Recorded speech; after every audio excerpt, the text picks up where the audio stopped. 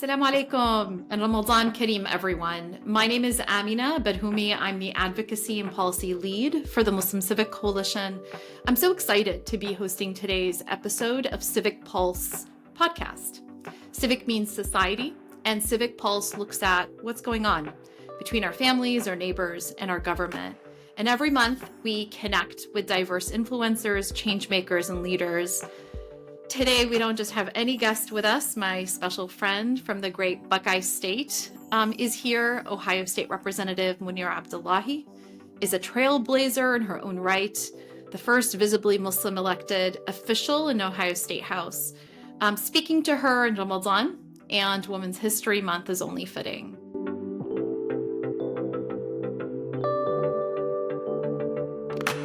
Munira, welcome. Assalamualaikum. I'm happy to be here, and it's great to see you. Nice to see you as well. I look forward to our conversation. And, I started off by saying, and people listening to this podcast may not have heard from you yet. And, you're the first, you made history by being the first visibly Muslim elected into Ohio State House. And it was a groundbreaking moment, not just for Ohio, but really representation across the country. With that visibility comes immense responsibility, especially at a time of rising hate and repression and really erasure of marginalized communities.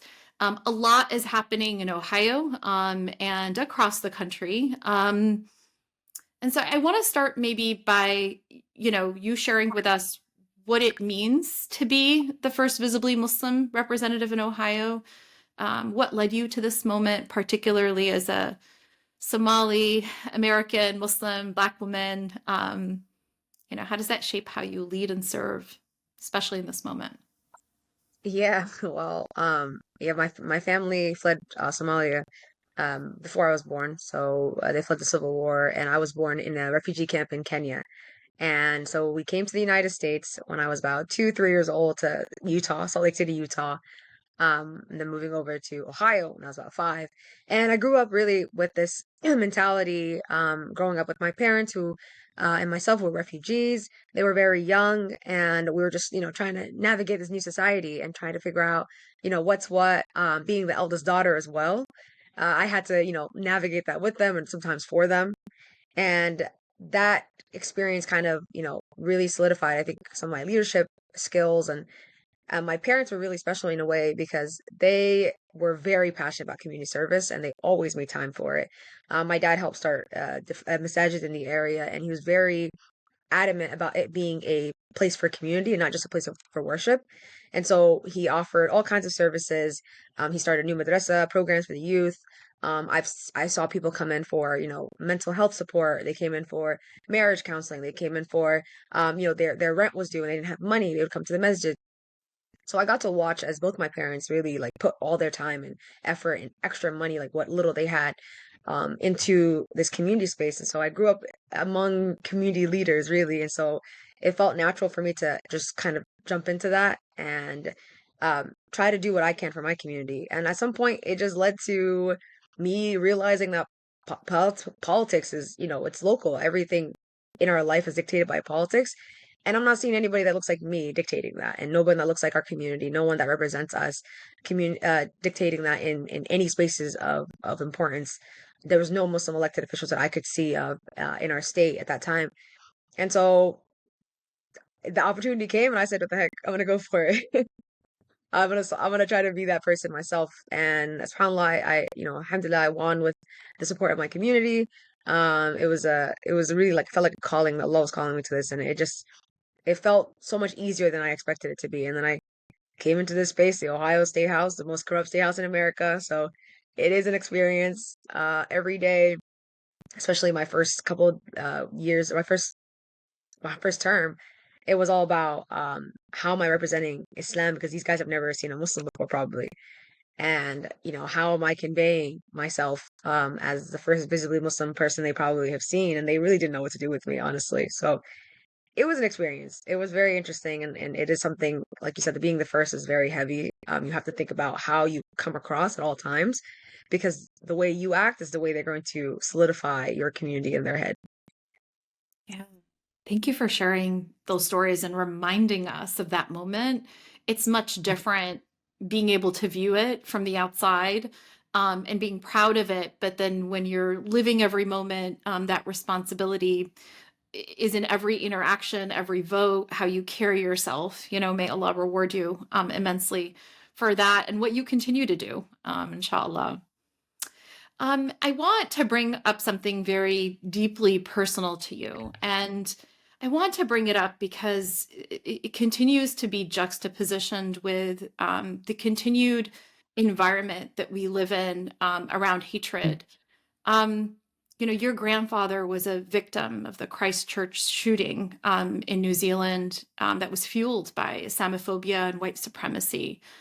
I think it's an important moment, because we continue to see the same hateful rhetoric, you know, unfortunately take the lives of many. But I want to also take a moment, if you can share with us, who your grandfather was, his name, and how his loss impacted your family and continues to guide you. Yeah, Allah yarhamu. My grandpa, his name was Abdul Ilmi. He was my mom's father, and he immigrated to New Zealand not too long ago, honestly. I think it was like 2007 or 8 or something. But we went to go visit. I remember 2009. Wow, we went to New Zealand, and it was a great time. It was a beautiful, quiet place, Christchurch, New Zealand. I mean, like people woke up late. Shops always closed early. I was very bored at the time. But it was very beautiful, and we got to spend a really lovely like 6 months with them. My mom kept extending the trip. I had to miss a little bit of school, but it was great to have that time with him. And I remember very specifically, he was so proud to be a New Zealand citizen. He was so excited to vote. He talked about, we would never have had this right, like if we were back home or if we were somewhere else. And he was like a civic engagement warrior. He was telling the family, like, you guys need to vote. This is so exciting. Like, we have this right. We need to take advantage of it. And he was a proud New Zealander. Like like he really exemplified the citizenship that he got. And so when this incident happened, it was very, very shocking to us and our family, and we never expected a place like New Zealand where it's known to be peaceful. Christchurch, which is a small town, it was so shocking, and of course later we found out the details that this gentleman, or this terrorist, honestly, gentleman, this Yeah. terrorist, he moved from Australia, to commit these hate crimes in this town where he realized there was a lot of Muslims living there, and there was only two masjids in the area, so it wasn't that many, but it was an easy target for him. And I think the most, I guess, interesting thing about this whole situation is, we've come to terms with it pretty quickly. He's a shaheed. He died. Him and the rest of the worshipers, they died. And Friday, Jumu'ah prayer, right? Some of them mid prayer, and so they are shaheeds. They are in a better place than us, and so that gave us a lot of peace. Um, but the way the community reacted to it was so powerful. The New Zealand community really stood up against this hate. The prime minister, she stepped up, immediately banned assault rifles, immediately gave so many reparations to the community in terms of even money, um, and support. They got a free trip to Hajj, the family of the victims. And so it was just so powerful to see just how the community came together in a time of hate. And also just seeing the contrast of like, if this happened in America, it would never be that way. And it's just it made me so sad to see, like, just proud and sad and happy for them at the same time, all these feelings all at once, that they get to have this government that reacts humanely and compassionately to this horrible tragedy. But where we are, I know that our government would not have responded the same way. And so that fuels me to continue working to try to make this a better place. And also keep fighting against hate so something like that doesn't happen, because that really taught us that hate is a real fear. Like, it turns into something real. It turns into violence. Unchecked hate turns into violence, and so we have a responsibility in our communities to protect our communities and to fight against hate wherever we are, whether it's against our community or others, because hate anywhere, right? Injustice anywhere is threat justice everywhere. And so it'll spread. And so I urge all of us to fight against hate, regardless of which community it's targeting, because just because it's there, it doesn't mean it's not going to come to you soon. And we have to fight against it regardless. Yeah, thank you so much for sharing such a personal story and the impact that it's had on you, and the comparison that you make with regards to Jacinda Ardern, who was Mm, essentially leader at the time, New Zealand's former prime minister. As we celebrate Women's History Month, I can't help but think of mhm, her as a woman leader, where she, as you so eloquently mentioned, responded with strength, but also immediate action. The banning of mhm. assault weapons within weeks, where we know where policy like that is virtually impossible because of corporate Anywhere. interests here in Hmm. the US. And being able to lead an entire country from tragedy to hope. Um, It's and so powerful. thank you for sharing how Mhm. that's impacted you. And this hate-fueled rhetoric, it's not just a result of violence. It's meant to marginalize us, to pit us against each other. It's Mhm. the oldest trick in the book. We see it right now through the dismantling of DEI programs, that's repressing diversity, but also speech on campus.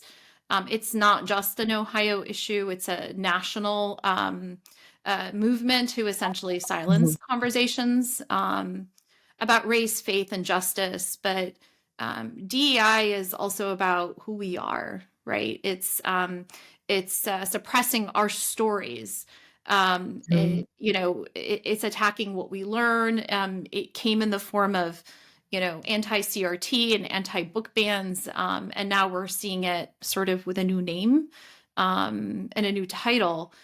um, can you talk to me more? There's were a lot of protests, most recently the Ohio State University, a local university in your near your district, also Mhm. removing completely DEI and staff members, and really kind of cowering to some of the threats made both by the federal government and the state government. You talk to me a little bit more about what this means for students, for ordinary people who are just trying to exist. um, yeah, Yeah. tell us more about your perspective and what are some things that we can do. Yeah, I mean, these efforts to dismantle DEI and these institutions in our communities is very dangerous, very harmful. And we see the students who are coming out speaking against it, the professors, because they know what this means, right? They know DEI, diversity, equity, inclusion, like those are good things, right? We are diverse. We need to have equity in a system, in a country that has systemically held back people, held down people. These um, these practices came about to provide equity for these people, to right the wrongs of the past. And so for us to dismantle it, we are essentially saying that diversity doesn't matter, diverse people don't matter. The individuals, black and brown, who we have repressed in the past, who we have always rigged the game against, they don't matter. We don't want them to get ahead, and that's what these anti-DEI movements mean. They don't want certain people to really reach the same levels as those who have been institutionally supported. So mainly white men.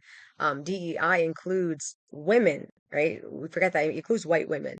And so this is about really marginalizing the large majority of individuals of different backgrounds and genders, and races and ethnicities, and really telling them we don't need to make a space for you. We don't need to make this institution work for you.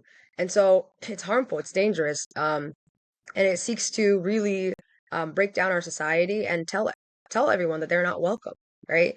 Uh, the dismantling of a lot of these programs, these DEI practices, and in Ohio, they're going a little bit more extreme, where they're taking away the tenure for faculty for teaching certain subjects or for talking about certain things, allowing them to promote this thing they call intellectual diversity, right? Diversity in one way, but they don't want they want intellectual diversity, but they don't want diverse people who bring intellectual diversity.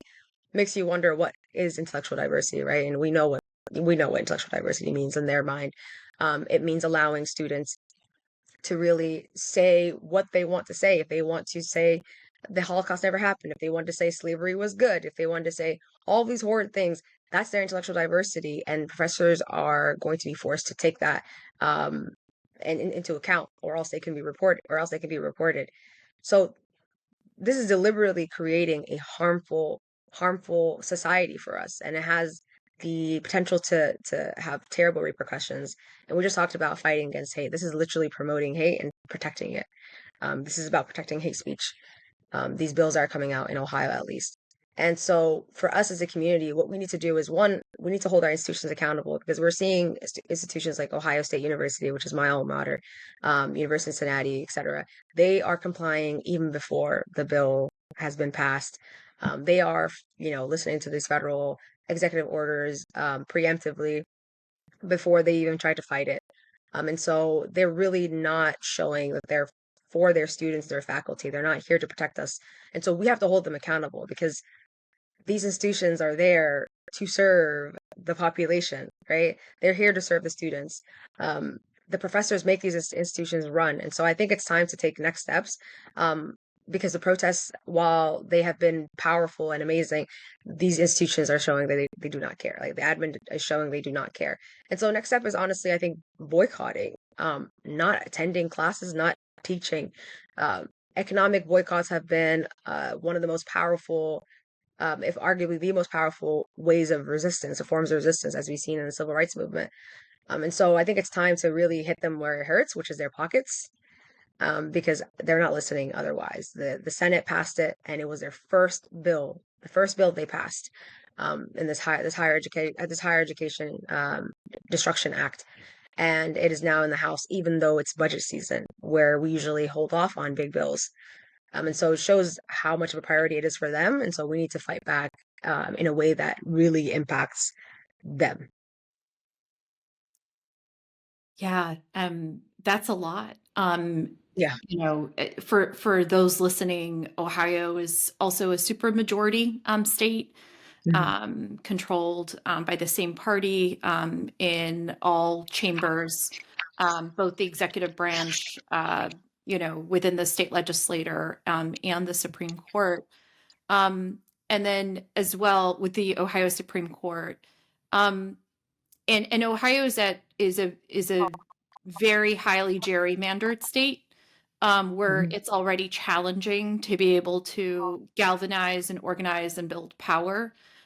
Do you think that, just given the context of the state and other states that are in very similar situations, I mean, hate places a target and placed a target on Wadi al-Fayumi, who is here in Mhm. Illinois, in a super majority, Democratic state, but no one is immune.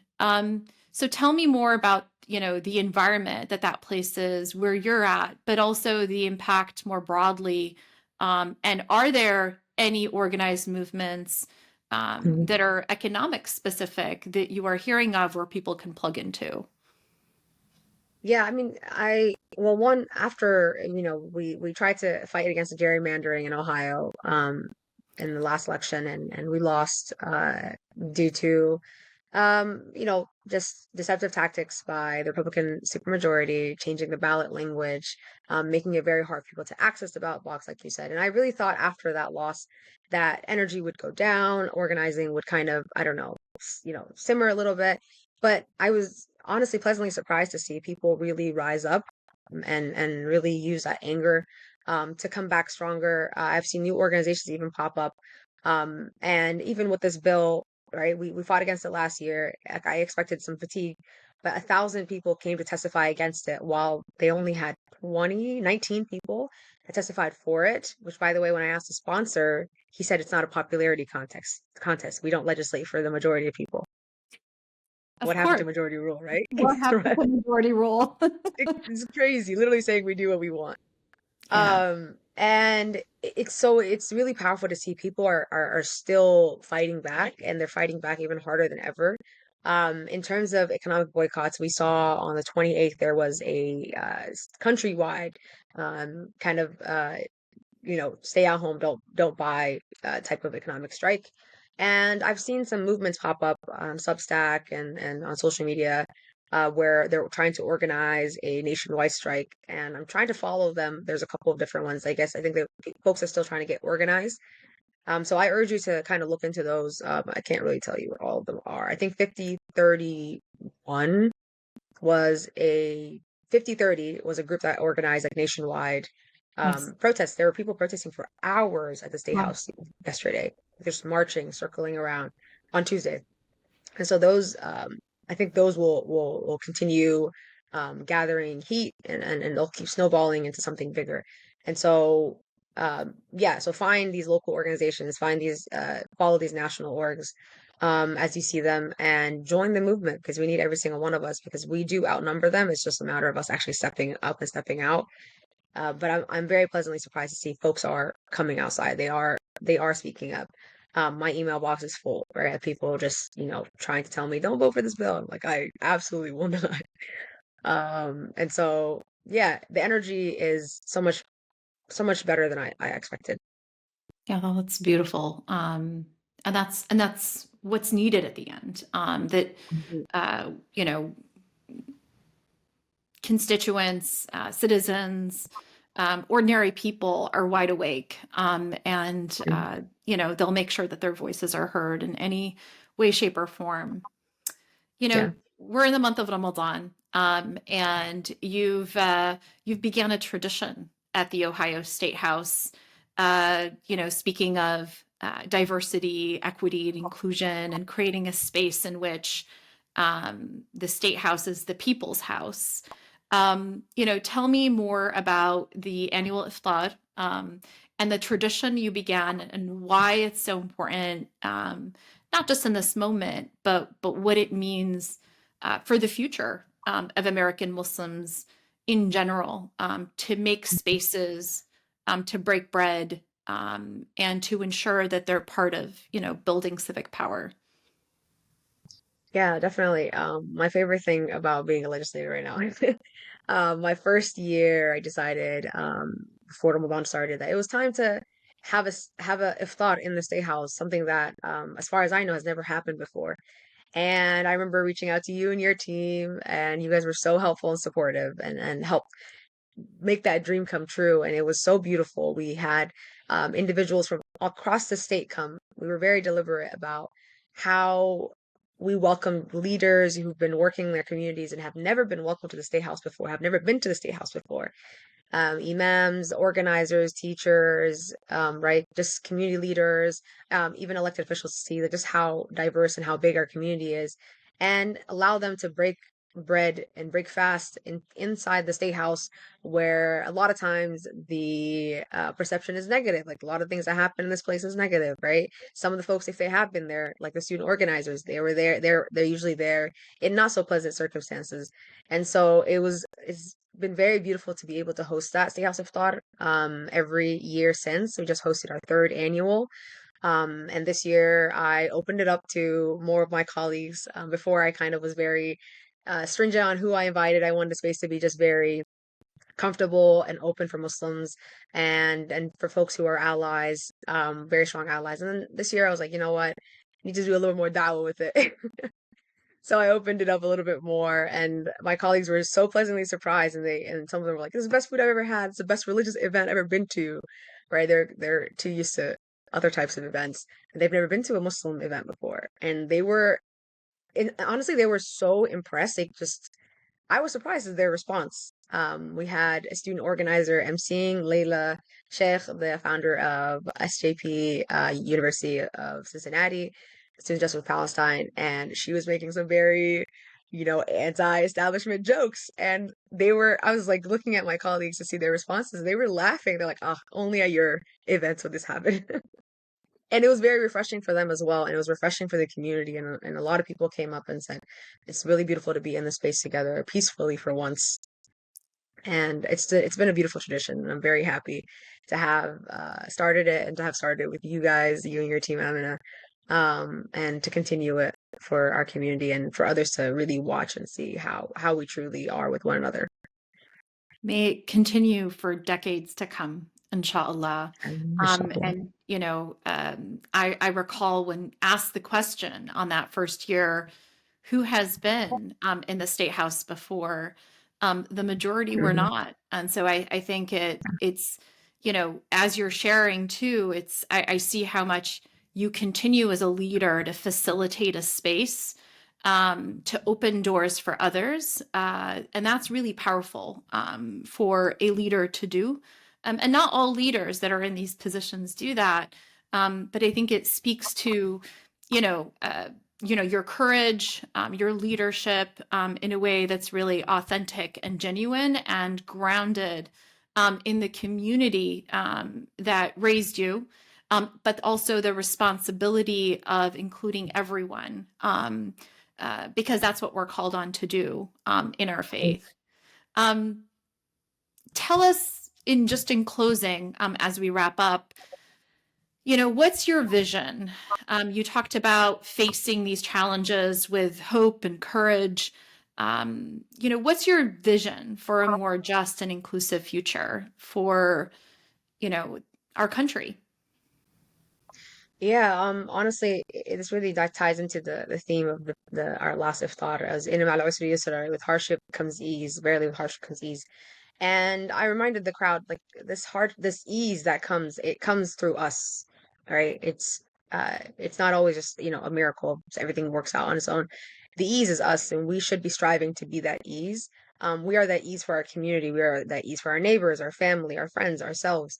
And that ease does not come unless we are going through hardship. Like this ayah can be broken down so many ways. And that hardship can be just us fighting, right? Fighting against injustices, right? Oh, you believe, stand up as witnesses to Allah for against justice, against injustice, even if it's against your own self. And so I might probably mess that up right now because my brain is like fasting brain. But that is one of my favorite ayahs. I don't know how I messed it up, but it's calling us to stand against our own selves and our own nafs, right? Because that is the hardest thing to stand against sometimes, because we want to be complacent, we want to be comfortable, we want to be like, we're afraid, we want to give into our fear. But again, ease does not come unless there's hardship, right? Or ease does not come until after hardship, unless we go through that hardship. And so I believe that we need to put ourselves out there, and we need to fight against these injustices. We need to be that ease for our community. It's not going to be easy. It's not going to be fun, right? And that's, our belief as Muslims is we were not really brought here to have ease and fun, right? This life is a test. But we are sent here to promote good and forbid the evil, and change it with our hands, change it with our tongue, at the very least, hate it with our hearts. But I think right now we're at number one and number two. Okay, guys, we're still at number one, number two. We can't give up yet. And so I really urge all of us in this month of Ramadan, especially, to reflect on this, and reflect on what ways can we be um, amplifying this message of our Prophet Muhammad sallallahu alaihi wasallam, right? This message in the Quran, Allah subhanahu wa ta'ala sent to us. How do we become these stewards for justice? And what do we need to do? Are we doing enough? Are we in our comfort zones still? Are we stuck in these comfort zones? Are we still making excuses for ourselves, saying we can't do anything when we actually can, but it's just hard for us to do. So dive into these hard things. There is a reward at the end, but we can't reach it unless we fight hard for it. Ameen. Thank you Yeah. so much, Representative Munira Abdullahi. Thank you Thanks all for for having me. tuning. Oh, of course. It's always a pleasure to speak to you, and look forward to seeing you soon. Thank you all Inshallah. for tuning in to this latest episode of the Civic Pulse podcast. This wouldn't have been possible without our producers, Mohammed Ahmed and Subhan Ashrafi. Be sure to subscribe to this podcast on YouTube, Apple, and Spotify. You can also go to the link on the screen below for those listening. It's muslimciviccoalition.org/podcast. Make sure you also follow the Muslim Civic Coalition on Instagram, Facebook, TikTok, X, and LinkedIn. Have a great day and a great rest of your Ramadan, inshallah. Peace and assalamu alaikum.